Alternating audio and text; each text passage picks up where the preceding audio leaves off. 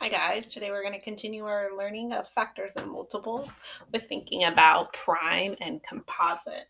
So numbers are either prime or they're composite. A prime number is a whole number, so not a decimal, that has only two factors, 1 and itself.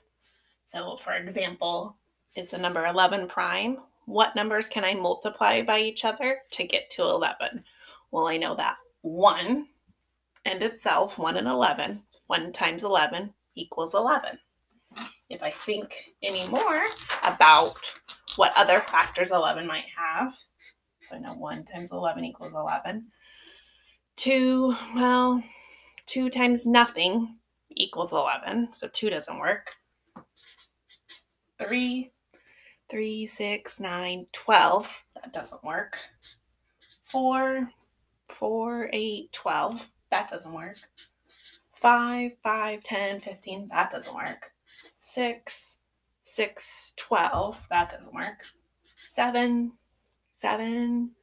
14, that doesn't work. 8, 16, that doesn't work.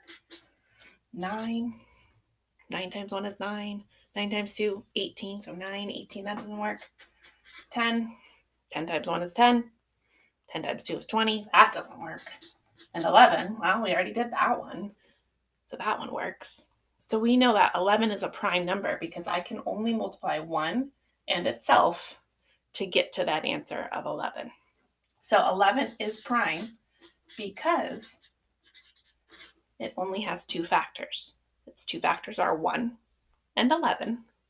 And those are the only numbers you can multiply by each other to get to 11. So it is prime. All other numbers that have more than two factors are called composite numbers. Numbers that has more than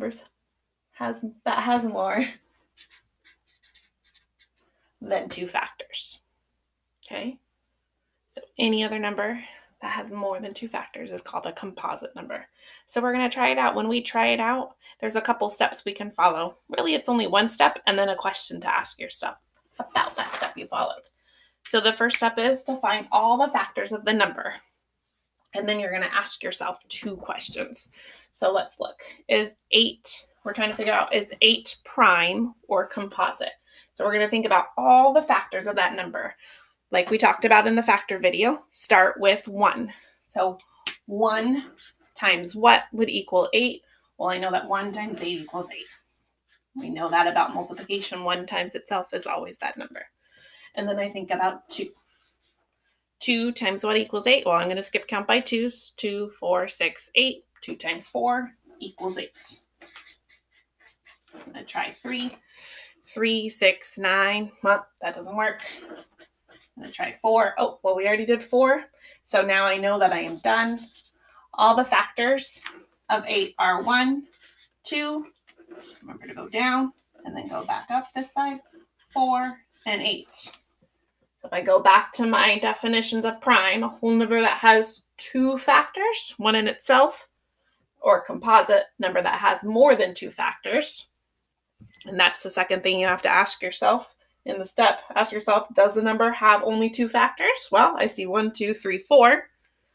Does the number have more than two factors? I have 4 factors for that one.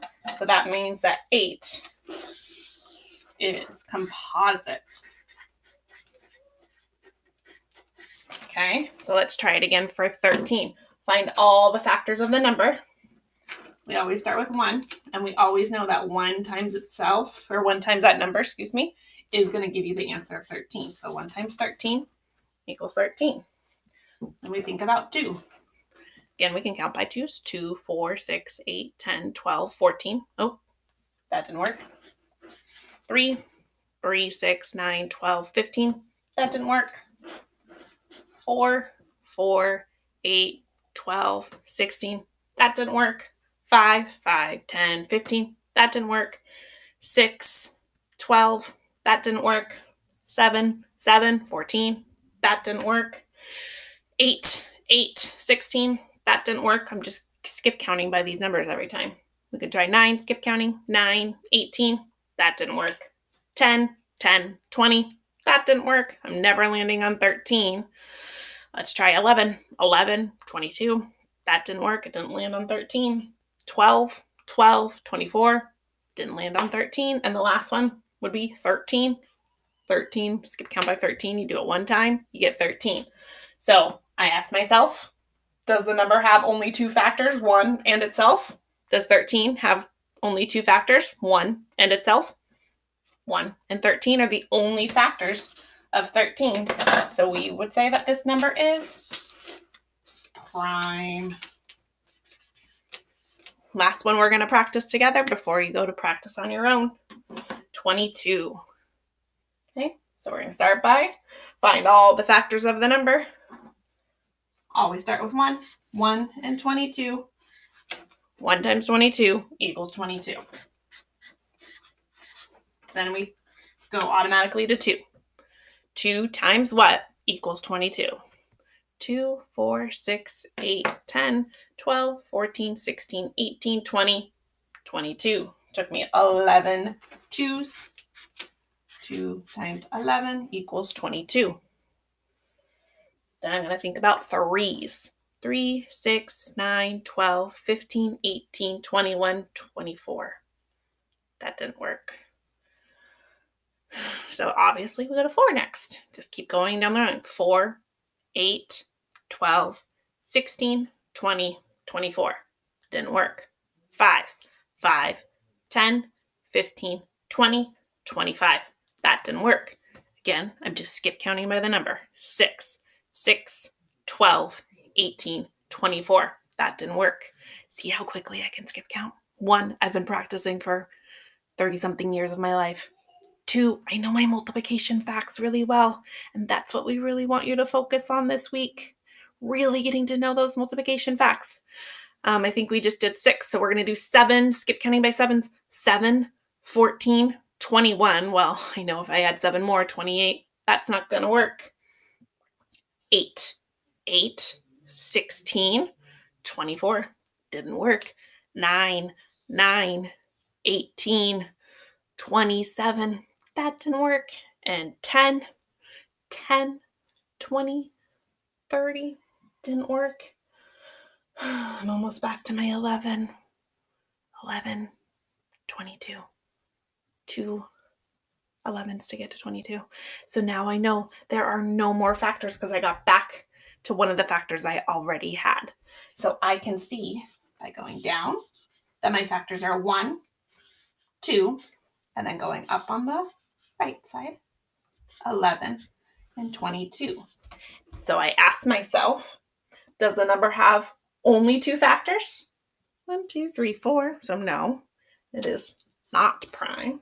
Does the number have more than two factors? Yes, it does have more than two factors. So it is composite.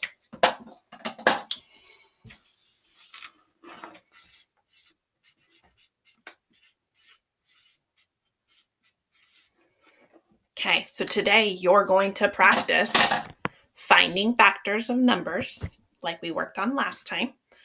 But now you're going to be able to identify whether they are prime or composite.